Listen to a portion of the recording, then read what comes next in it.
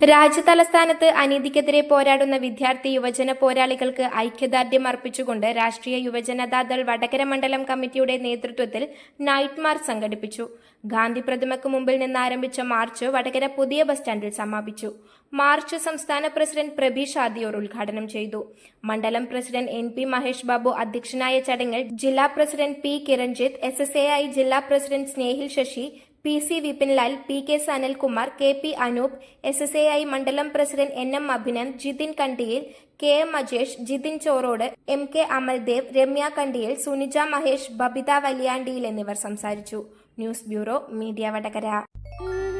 അല്ല, ഇന്ന് നല്ല സന്തോഷത്തിലാണല്ലോ. അതെ, സന്തോഷത്തിലാണ്.